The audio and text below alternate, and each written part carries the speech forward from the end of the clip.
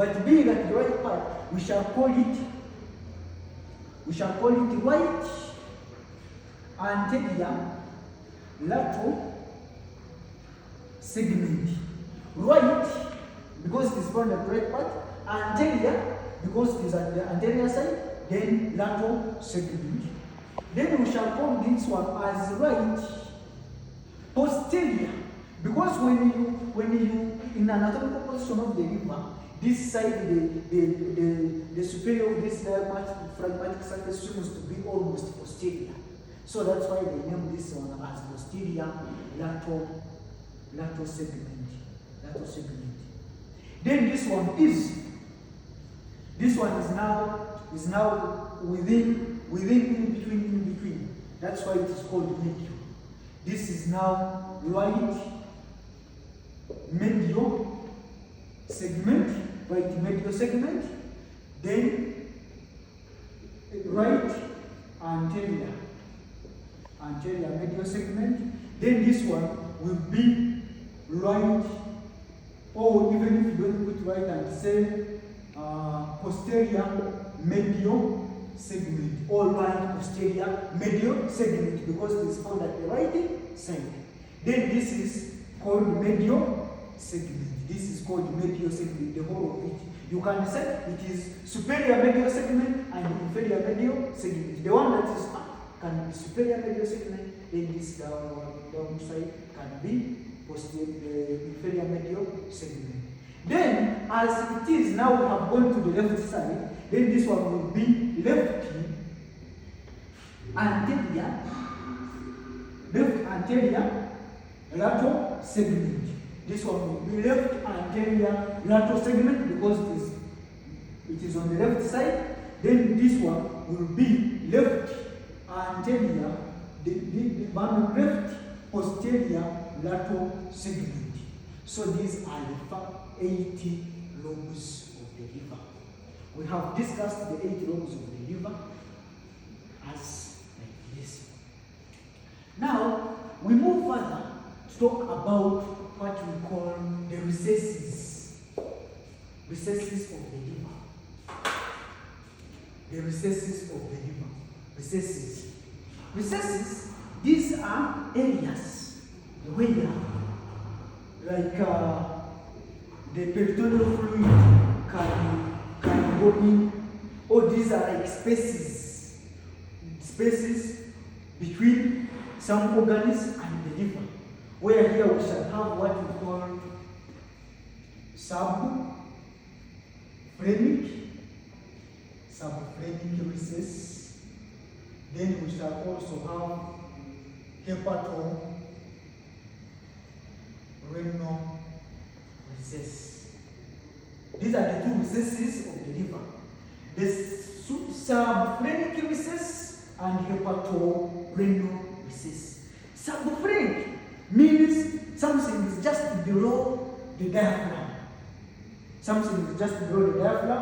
Then hepatorenal means it is between the liver and the right kidney, between the liver and the kidney.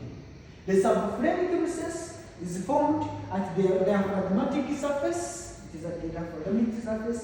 Then this hepatorenal recess is found in between this one, which we call it as colic area. It is in between this renal area, where the right kidney comes and forms like a fossa. Forms like a fossa with the liver, meaning it forms a recess in between there, some small area between the liver and the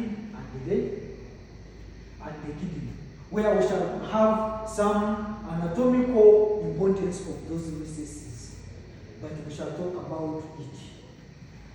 In this way, we can still discuss about the blood vessels of the liver, or the blood supply to the liver. In the blood supply to the liver, as we said earlier, that we have in this hepatic triad, that we have what we call the hepatic artery and the portal vein, or the hepatic portal vein. So those are the major arteries or the major vessels which take blood towards the liver.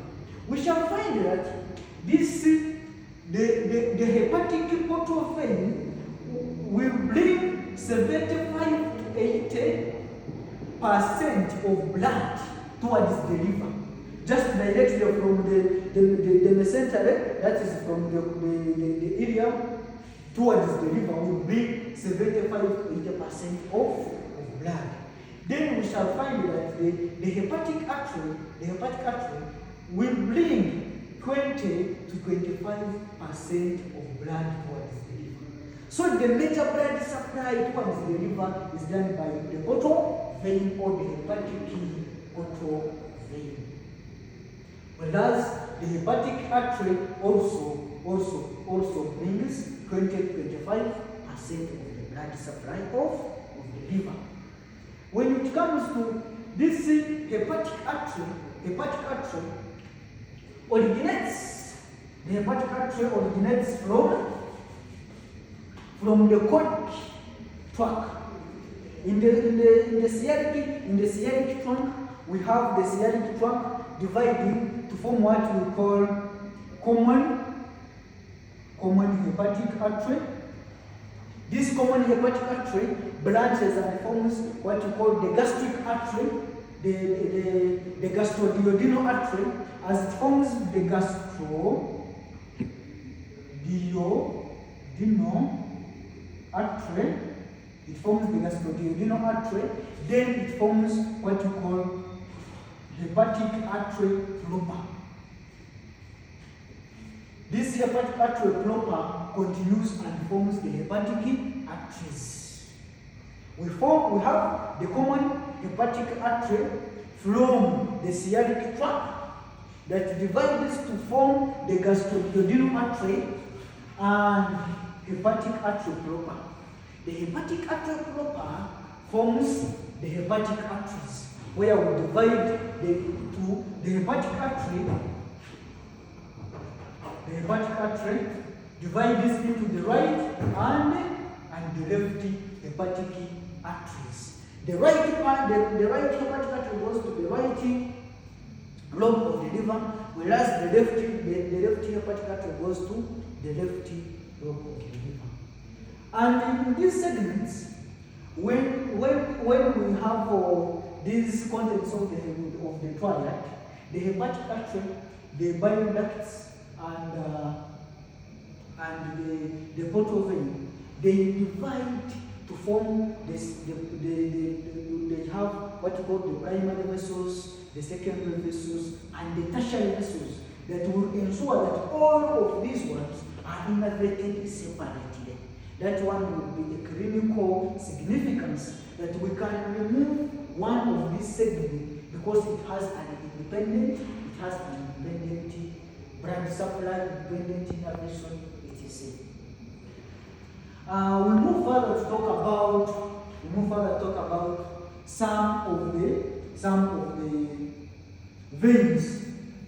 For the veins, we have the main vein, which is inferior vena cava, that forms a fossa on the posterior part of the it is the posterior part, but located at the visceral side of the liver. This inferior vena cava goes directly to the heart. But we have what we call hepatic veins, which will drain blood from the liver and put it in inferior vena cava.